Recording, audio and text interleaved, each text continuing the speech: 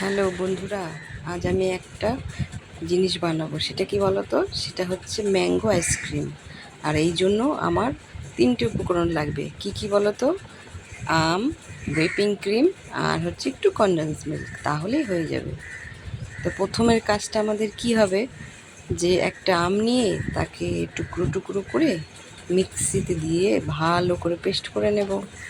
এবার পেস্ট করে নিয়েছি, দেখতে পাচ্ছেন সুন্দর পেস্ট হয়ে গেছে। আপনারা যে যেমন আম খেতে পছন্দ করেন সেই স্বাদ মতো আম নিতে পারেন। এবার আমরা কি করব, একটা পাত্রে হুইপিং ক্রিমটা নেব।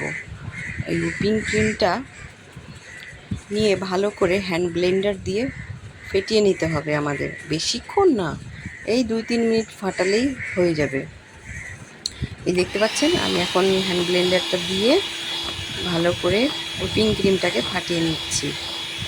ফাটানো হয়ে গেলে এর মধ্যে একটু ভালো করে খেয়াল করবেন, হুইপিং ক্রিমটা ফেটানো হয়ে গেলে না একটু শক্ত ধরনের হবে।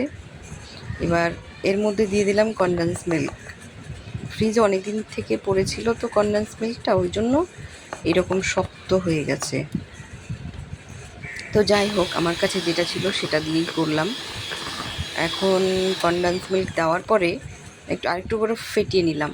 ফেটিয়ে নেওয়ার পরে আমের যে পেস্টটা ছিল সেই পেস্টটা এখন এর মধ্যে দিয়ে দিব। দেখুন কত সুন্দর লাগছে দেখতে, হুইপিং ক্রিমের সঙ্গে আমের পেস্টটা, কালার কম্বিনেশনটা খুব সুন্দর লাগছে। আপনারাও বাড়িতে চেষ্টা করুন, দেখবেন খেতে খুব ভালো লাগবে। আমি প্রথমবার বানাচ্ছি, কেমন হয় আপনারা আমাকে একটু কমেন্টসে জানাবেন। এবার আমের সঙ্গে মেশানোর পরে কালারটা একটু কমে গিয়েছে, তো যাই হোক আমি আর কোনো ফুড কালার দেইনি। তা এখন এটাকে যে পাত্রে রাখবো সেই পাত্রটার মধ্যে ঢেলে নিলাম। ঢেলে নেওয়ার পর এখন এটাকে 7 থেকে 8 ঘন্টা ফ্রিজে রাখতে হবে।